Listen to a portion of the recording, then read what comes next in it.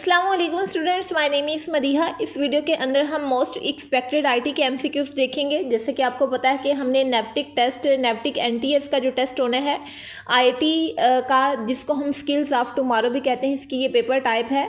तो उसके टेस्ट की तैयारी के लिए हम एमसीक्यूज़ देख रहे हैं, जिसके लिए मैंने आप लोगों के टॉप 50 एमसीक्यूज़ आईटी के तैयार किए थे, ताकि आप इसका जो पोर्शन है वो तकरीबन 50% होता है आपके पेपर में, यानी जितने आपके पेपर में एमसीक्यूज़ आएंगे उसमें जो आधे हैं वो आईटी से रिलेटेड आएंगे।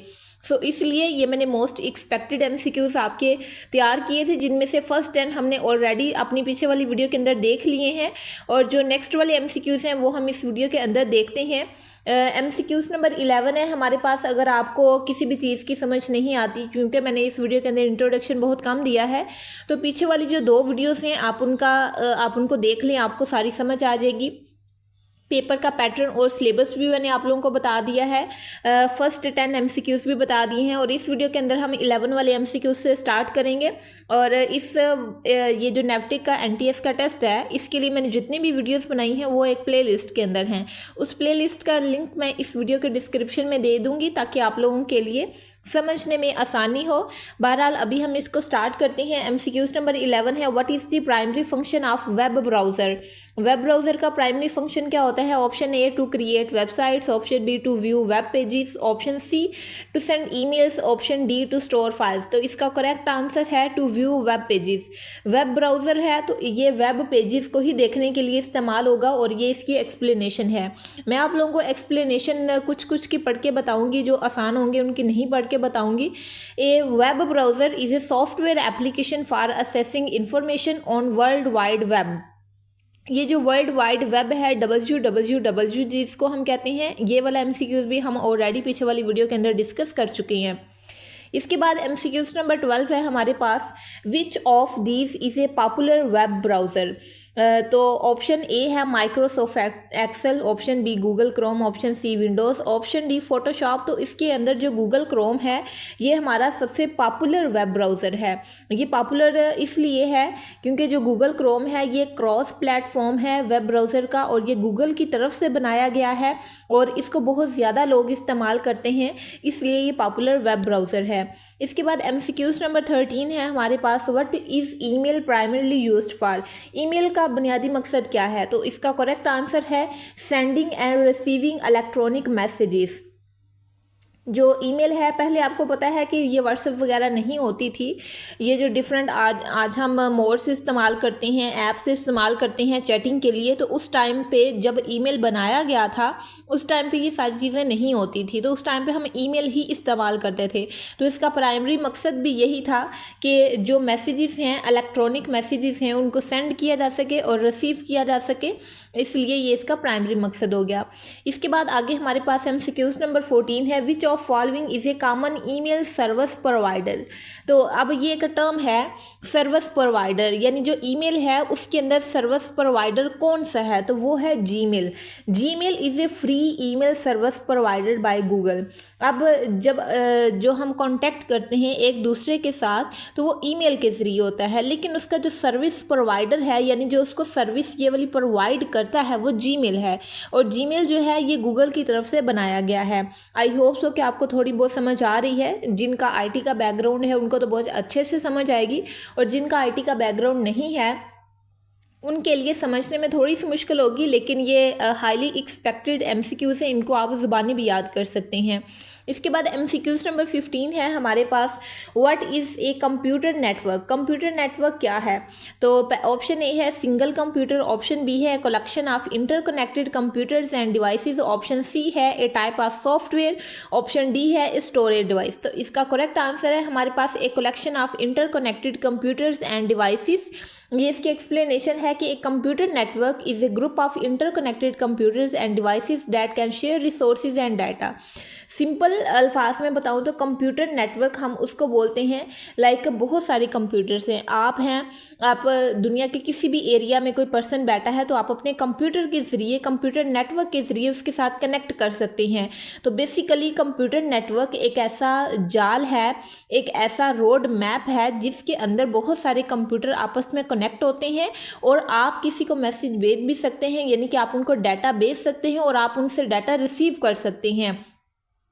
और डाटा और डिफरेंट जो रिसोर्सेज होती हैं इंफॉर्मेशन के, वो आप एक दूसरे के साथ शेयर कर सकते हैं।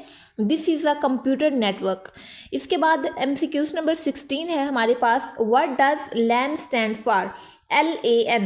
तो लैन का मतलब होता है लोकल नेटवर्क एरिया, ये इसकी एब्रीवेशन है। अक्सर ही जब कोई भी आपका कंपेटिटिव एग्ज़ाम होता है, आपने उसके लिए टेस्ट देना होता है, उसके अंदर IT के MCQs आते हैं, तो ये वाला MCQs बहुत इंपॉर्टेंट होता है। तकरीबन बहुत सारे पेपर्स के अंदर ये आ चुका है। जो लैन है वो local network, local area network के लिए स्टैंड करता है। और a LAN connect computers and devices in a limited geographical area such as home, school, office, building. ये इसकी एक्सप्लेनेशन है। एक्सप्लेनेशन से आपको पढ़ने से आपको पता चलेगा कि लैन का काम क्या है। आप एक घर के अंदर हैं, स्कूल के अंदर है या ऑफिस की बिल्डिंग, यानी सिंपल एक बिल्डिंग है, बड़ी बिल्डिंग है, उसके अंदर लैन को हम इस्तेमाल करते हैं। ये है लोकल एरिया नेटवर्क जो कि डिफरेंट डिवाइसेस को आपस में कनेक्ट करता है। आई होप सो कि आपको क्लियर होगा। इसके बाद MCQs नंबर 17 है, व्हाट डज वैन स्टैंड फॉर? पहले हमने LAN पढ़ा था, अब हम WAN वैन पढ़ते हैं। वैन का मतलब होता है wide area network. Wide area network क्या है? इस बड़े एरिया को आपस में कनेक्ट करता है। लैन क्या था कि एक बिल्डिंग के अंदर डिफरेंट चीज़ों को आपस में कनेक्ट करता है, लेकिन ये जो वैन है वाइड एरिया नेटवर्क है, ये एक बड़े शहर में, कंट्री में या फिर बड़ा कॉन्टिनेंट है, तो उसके अंदर चीज़ों को आपस में कनेक्ट करने के लिए, कंप्यूटर्स को आपस में कनेक्ट करने के लिए हम वैन इस्तेमाल करते हैं। आई होप सो कि ये कॉन्सेप्ट आपका क्लियर होगा। अगर समझ ना आए तो आप वीडियो को पॉज करके या फिर इसका स्क्रीनशॉट लेके खुद पढ़िएगा, तो फिर इंशाल्लाह आपको समझ आ जाएगी। इसके बाद MCQs नंबर 18 है हमारे पास, what is the purpose of a firewall? अब जो एक फायरवॉल है ये एक सिक्योरिटी सिस्टम है किसी भी नेटवर्क का। इसका मकसद क्या होता है कि जो अनएथोराइज्ड एक्सेस है नेटवर्क की तरफ, वो उसको प्रिवेंट किया जा सके। यानी कि कोई भी ऐसी चीज़ है जो कि आपके लिए ठीक नहीं है लेकिन वो नेटवर्क के ऊपर है, तो उसको असेस करने से आपके सिस्टम को रोका जाए ताकि आपका सिस्टम हैक ना हो और आप स्मूथली नेटवर्क को चला सकें। तो ये एक फायरवॉल होती है जो कि नेटवर्क के इर्द गिर्द लगाई जाती है नेटवर्क को असेस करने के लिए, ताकि इसको मॉनिटर किया जा सके, कंट्रोल किया जा सके और इसको स्मूथली रन किया जा सके। यानी जो नेटवर्क के सिग्नल्स अंदर आ रहे हैं, बाहर जा रहे हैं आपके एरिया के अंदर, तो उनको असेस किया जाए, उनको कंट्रोल किया जाए, उनको मॉनिटर किया जाए ताकि जो गलत चीज़ है उससे प्रिवेंट किया जा सके। यानी जो अनएथोराइज्ड चीज़ें हैं वो आपके नेटवर्क को असेस ना करें। तो ये मकसद होता है फायरवॉल का। आप सिंपली कह सकते हैं कि जो फायरवॉल है ये आपके इंटरनेट को प्रोटेक्ट करती है, आपको हिफाजत देती है। इसके बाद MCQs नंबर 19 है, व्हाट इज़ मालवेयर? अब मालवेयर क्या है? ये एक आप ये कह लें जिस तरीके से कीड़ा होता है किसी चीज़ को लग जाता है, तो ये मालवेयर इंटरनेट का, नेटवर्क का कीड़ा है। अब इसका करेक्ट आंसर है software design to disturb, damage or gain unauthorized access to a computer or system. यानी ये एक सॉफ्टवेयर है, लेकिन ये किस तरीके का सॉफ्टवेयर है? जो कि डिस्टर्ब करता है, डैमेज करता है, अनऑथराइज्ड एक्सेस देता है आपके कंप्यूटर सिस्टम को। यानी कि सिंपल आपका जो कंप्यूटर सिस्टम है उसको हैक करने के लिए जो सॉफ्टवेयर इस्तेमाल होता है उसको हम मालवेयर बोलते हैं। इसकी एक्सप्लेनेशन भी आप ज़रूर पढ़िएगा, आपको अच्छे से समझ आ जाएगी। Malware is a general term for malicious software including viruses, worms, trojans and ransomware and spyware. यानी कि आप उर्दू ज़बान में आप इसको समझना चाहें तो ये कीड़े हैं जो कि आपके सिस्टम को ख़राब करते हैं। इसके बाद MCQs नंबर 20 है हमारे पास, which of these is a common type of malware? तो मालवेयर की हमने सिंपल एग्जांपल बतानी है तो वो है वायरस। इसको अगर आपको ये नहीं आता ऑलरेडी तो आप इसको ऐसे याद कर सकते हैं कि जो वायरस होता है ना, वो आपकी जो सिंपल वायरसेस होते हैं जो हमारी बॉडी में क्या उसे कहते हैं, बीमारी का काज बनते हैं। इसी तरह जो कंप्यूटर्स होते हैं उनके अंदर जो बीमारी का काज बनते हैं उनको मालवेयर कहते हैं, और मालवेयर की एक टाइप है वायरस, और ये बहुत कॉमन है जो कि आपके नेटवर्क्स को, आपके कंप्यूटर्स को, आपके सिस्टम्स को हैक करती है। इसके बाद MCQs नंबर 21 है, what is cloud computing. Cloud computing क्या है? ये एक चीज़ है जिसकी मदद से आप डिलीवर करते हैं कंप्यूटिंग सर्विसेज को, यानी कि जो आपके कंप्यूटर के अंदर सर्विसेज हो रही हैं, आप कोई चीज़ स्टोर करते हैं, आप उसके अंदर कोई वीडियो बनाते हैं, ऑडियो बनाते हैं, चीज़ें एक जगह से दूसरी जगह शेयर करते हैं, तो ये है कंप्यूटर की सर्विसेज, यानी कंप्यूटर जो काम करता है। तो कंप्यूटर की सर्विसेज को डिलीवर करने का जो काम है वो क्लाउड कंप्यूटिंग करता है। और इस सर्विसेज के अंदर क्या क्या इंक्लूड है? ये इंक्लूड है servers, storage, database, networking, software, analytics and intelligence over the internet. यानी कि क्लाउड के ऊपर, यानी कि इंटरनेट के ऊपर आपने जो सर्विसेज देनी है उनको हम क्लाउड कंप्यूटिंग बोलते हैं। आई होप सो कि आपको थोड़ा सा क्लियर होगा। एक्सप्लेनेशन आप इसके खुद पढ़िएगा। इसके बाद MCQs नंबर 22 है। बेसिकली मैं आपको जल्दी में इसलिए करवा रही हूँ क्योंकि लास्ट वीडियो के अंदर भी हम सिर्फ 10 MCQs कर पाए थे, और इस वीडियो में मैं चाह रही हूँ कि हम 15-20 क्वेश्चन कर लें ताकि आप लोग एक ही वीडियो के अंदर ज़्यादा मटीरियल ले सकें।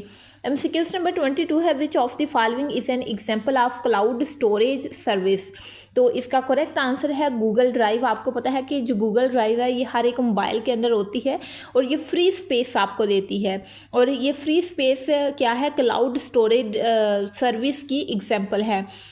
ये आपने इसकी एक्सप्लेनेशन पढ़नी है। Google drive is a file storage and synchronization service developed by Google which allows users to store files in the cloud.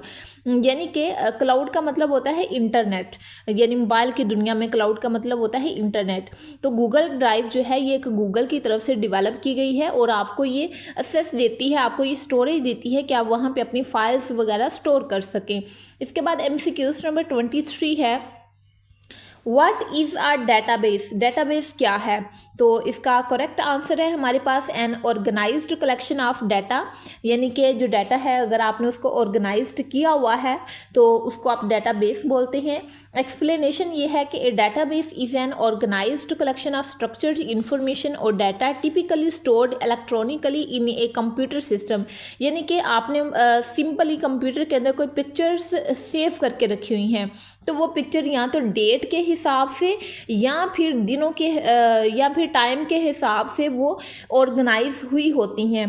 पहली पिक्चर जो सबसे पहली डेट को ऐड हुई थी, दूसरी पिक्चर जो उससे बाद ऐड हुई थी, इस तरीके से ऑर्गेनाइज्ड डाटा होता है, तो उसको हम डेटाबेस बोलते हैं। इसके बाद MCQs नंबर 24 है, HTML ये एब्रीवेशन है किसकी? तो इसका करेक्ट आंसर है हाइपर टेक्स्ट मार्कअप लैंग्वेज। ये इसका करेक्ट आंसर है। जो HTML है ये हमारी लैंग्वेज, मोबाइल्स की IT की लैंग्वेज के अंदर एक उसे कहते हैं एब्रीवेशन है, और इसका मतलब होता है हाइपर टेक्स्ट मार्कअप लैंग्वेज। और ये एक स्टैंडर्ड मार्कअप लैंग्वेज है जो कि डॉक्यूमेंट्स के अंदर इस्तेमाल होती है, और डॉक्यूमेंट्स को वेब ब्राउज़र के अंदर डिज़ाइन करने के लिए या फिर ओपन करने के लिए हम HTML का इस्तेमाल करते हैं। इसको बोलते हैं हाइपर टेक्स्ट मार्कअप लैंग्वेज। इसके बाद क्वेश्चन नंबर 25 है हमारे पास, what do CSS stand for. अब CSS एक एग्ज़ाम होता है, जैसे आपको पता है कि CSS करके आप असिस्टेंट कमिश्नर लगते हैं, लेकिन ये कंप्यूटर की लैंग्वेज के अंदर, IT की लैंग्वेज के अंदर जो CSS है इसका मतलब होता है कास्केडिंग स्टाइल शीट्स। अब ये जो है ये CSS is a style of sheet language for describing the presentation of document written in HTML और XML। आपने कोई भी डॉक्यूमेंट ओपन करना है या फिर आप वर्ड के अंदर कोई डॉक्यूमेंट बनाते हैं, तो डॉक्यूमेंट के बाद जो है वो XML या फिर DOCX लिखा होता है, तो वो बेसिकली यही चीज़ होती है। आपके पास एक स्टाइल होता है शीट का जिसकी मदद से आप अपनी उस शीट को, आप अपने उस डॉक्यूमेंट्स को प्रेजेंट करते हैं। तो आज की वीडियो में हम यही 15 MCQs देखेंगे। आगे वाली वीडियो के अंदर कोशिश करूंगी कि आपको मैक्सिमम MCQs करवा सकूं। जो टोटल 50 हैं ये आप तक मैं डिलीवर कर सकूं। आई होप सो कि आपको इनकी समझ आई होगी। वीडियो अच्छी लगी है तो वीडियो को लाइक और शेयर करें और चैनल को सब्सक्राइब करना ना भूलिएगा। मिलते हैं नेक्स्ट वीडियो के अंदर, तब तक के लिए अपना ख्याल रखिएगा। अल्लाह हाफिज़।